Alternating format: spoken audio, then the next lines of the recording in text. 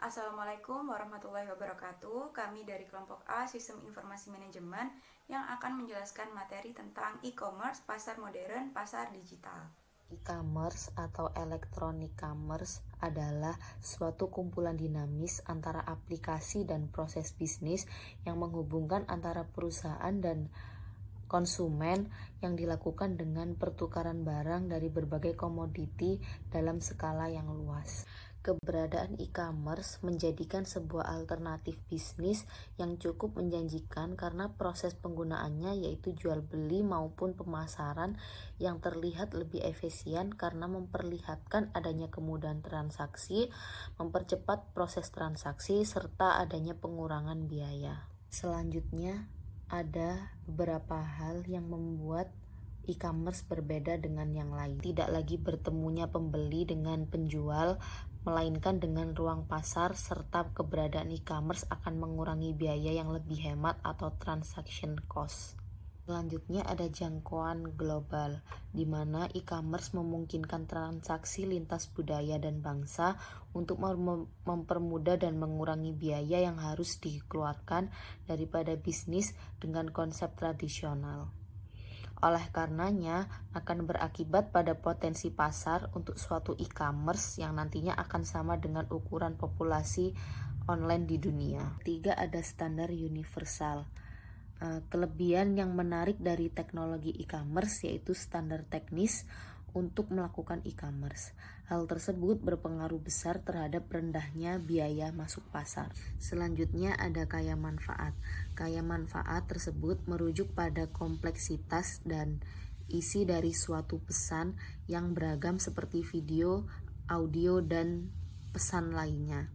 Pasar internasional, tenaga penjual nasional, serta toko eceran kecil memiliki sifat kaya manfaat yang cukup baik seperti dapat memberikan layanan pribadi dan penglihatan ketika melakukan penjualan. Yang kelima, ada interaktif. Interaktivitas memungkinkan seorang penjual online dan pelanggan dengan cara tatap muka, akan tetapi dengan skala yang lebih besar dan global. Yang keenam, ada kepadatan informasi, di mana internet dan web sangat meningkatkan kepadatan informasi atau information density, di mana jumlah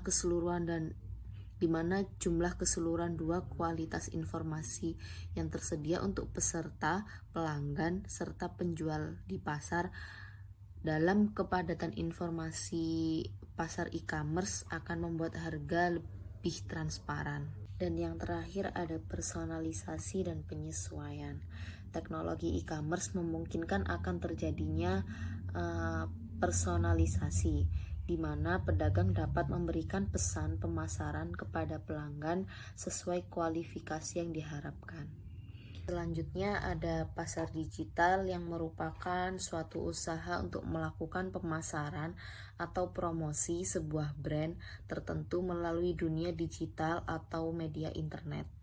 Pasar digital tersebut sangat fleksibel dan efisien karena beroperasi dengan biaya pencairan seperti transaksi yang sangat kecil dan lebih hemat biayanya.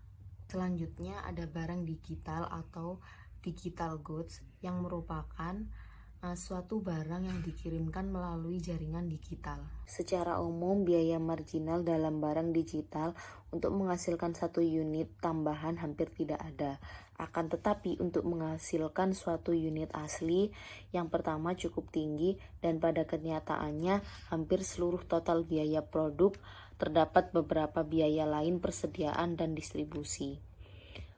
Contoh dari barang digital ini yaitu musik, video, atau lainnya yang dapat dinyatakan dikirim, disimpan, serta dijual dalam bentuk digital. Oke, selanjutnya kita akan membahas e-commerce, teknologi, dan juga bisnis. Pada dasarnya, e-commerce muncul karena dampak perkembangan teknologi informasi komunikasi. Sehingga teknologi informasi dan komunikasi itu sangat berdampak kepada interaksi manusia. Yang dulu manusia itu hanya membeli offline saja, langsung datang ke toko, sekarang bisa melalui online. Dewasa ini perusahaan yang mampu bersaing, walaupun itu perusahaan besar ataupun perusahaan kecil, ketika perusahaan tersebut itu dapat mengimplementasikan teknologi dan informasi ke dalam perusahaannya. Jadi perusahaan yang tidak dapat mengimplementasikan itu akan terdegradasi oleh zaman, karena era sekarang adalah era disrupsi. Kita harus mengikuti perkembangan zaman yang ada. Oke, selanjutnya e-commerce. E-commerce merupakan salah satu bentuk pengimplementasian teknologi informasi dalam dunia bisnis. Jadi kan teknologi informasi itu bukan hanya di dunia bisnis aja bisa digunakannya, tetapi juga di dunia-dunia lain. Nah, ketika diimplementasikan ke dunia bisnis, maka muncullah e-commerce. Yang mana e-commerce ini memasarkan berbagai produk atau jasa baik dalam bentuk fisik maupun digital. Dalam perusahaan, strategi dan juga pemasaran itu menjadi ujung tombak sebuah perusahaan. Nah, pada zaman sekarang, strategi pemasaran itu sangat dominan di dalam e-commerce. Maksudnya itu kita dapat memasarkan produk-produk kita, jasa-jasa kita itu tanpa ada halangan waktu, tanpa ada halangan tempat, jauh dekatnya jarak. Itu kita bisa memasarkan dengan e-commerce yang ada. Itulah gunanya, manfaatnya sebuah teknologi informasi yang bisa diterapkan kepada perusahaan. Oke, sekarang kita masuk ke macam-macam e-commerce. Nah, di sini diterangkan macam-macam e-commerce itu ada 7. Yang pertama adalah business to business. Kedua, business to customer. Ketiga, perdagangan kolaboratif. Keempat, konsumen to konsumen. Kelima, konsumen to business. Dan keenam, perdagangan intrabisnis. Dan yang terakhir adalah pemerintah ke warganya.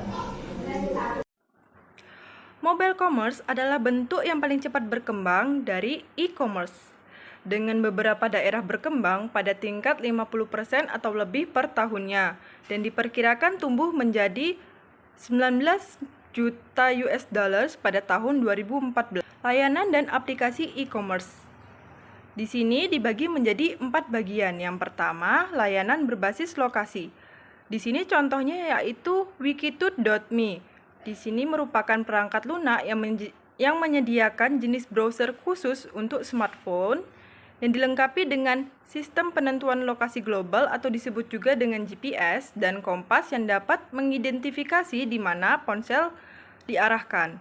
Dengan menggunakan informasi lebih dari 800.000 tempat yang tersedia di Wikipedia, ditambah ribuan situs lokal lainnya, browser akan melapisi informasi tentang tempat menarik yang akan Anda lihat dan menampilkan informasi di layar ponsel yang dilapiskan pada peta atau foto yang baru saja kita lihat.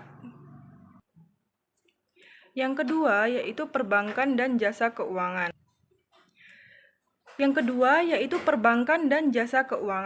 Bank dan perusahaan kartu kredit meluncurkan layanan yang memungkinkan pelanggan mengelola akun mereka dari ponsel mereka sendiri. Nah, di sini contohnya seperti BCA atau BRI Mobile, BCA Mobile atau BRI Mobile, BRIMO atau disingkat menjadi BRIMO. Nah, di sini melalui BCA Mobile atau BRIMO, BRI Mobile, kita bisa mengakses saldo tentang saldo rekening, mentransfer dana, dan pembayaran tagihan atau melakukan transaksi yang berhubungan dengan rekening kita atau jasa keuangan tersebut. Yang ketiga yaitu periklanan dan retail nirkabel. Meskipun iklan mobile pada saat ini mencapai 784 juta, itu akan terus tumbuh dengan cepat, naiknya sekitar 17% dari tahun lalu yang diperkirakan akan tumbuh lebih dari 6,2 juta US dollars pada tahun 2014 karena semakin banyaknya perusahaan yang mencari cara untuk memanfaatkan database baru lokasi informasi spesifik. Yang terakhir yaitu game dan hiburan. ponsel telah berkembang menjadi platform hiburan portable. Ponsel seperti iPhone atau Android menawarkan download dan streaming game digital, film, acara TV, musik, dan nada dering. Pengguna layanan broadband dari vendor nirkabel utama dapat melakukan streaming klip video on demand, klip berita, laporan cuaca, Mobi TV yang ditawarkan oleh Sprint dan AT&T Wireless, menampilkan program TV langsung termasuk MSNBC dan Fox Sports. Perusahaan film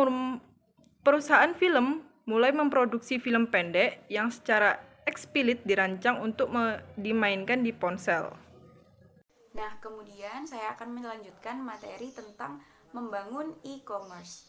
Nah, membangun e-commerce ini sangat membutuhkan beberapa hal, termasuk pemahaman-pemahaman yang baik tentang beberapa aspek, seperti tentang teknologi, tentang bisnis, tentang isu-isu sosial, dan pendekatan sistematis yang tajam.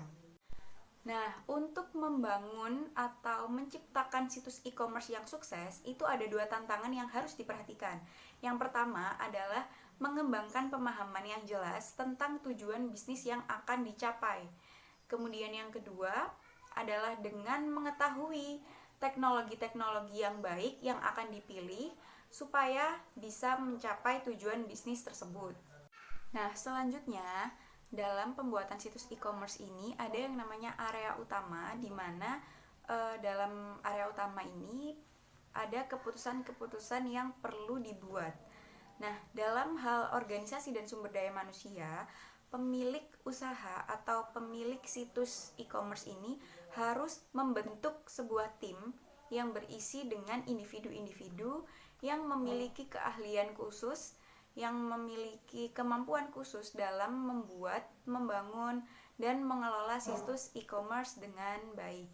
Sehingga nantinya ketika situs ini sudah dibuat, situs e-commerce dalam perusahaan ini akan berjalan dengan sukses, lancar dan baik sesuai dengan tujuan dari perusahaan.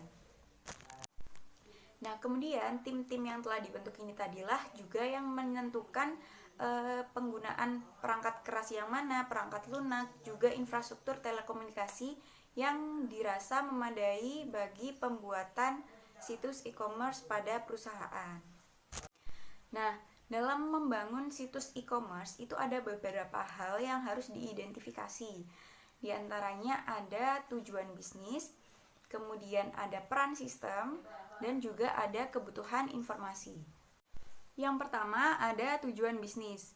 Jadi pemilik usaha atau perusahaan ini harus mengidentifikasi dengan spesifik apa tujuan bisnis yang akan mereka ciptakan pada situs e-commerce-nya ini nanti.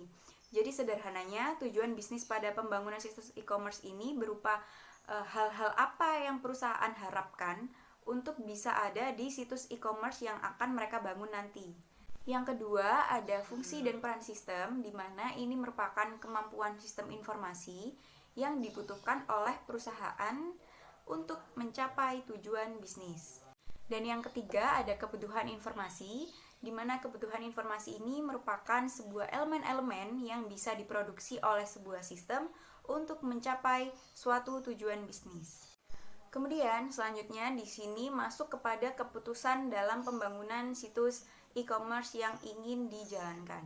Nah, suatu perusahaan ketika ingin membuat atau membangun sebuah situs e-commerce, mereka akan menentukan pilihan keputusan di mana mereka akan membuat sendiri atau menciptakan sendiri situs e-commerce yang akan mereka jalankan, atau dengan menggunakan template-template yang sudah tersedia.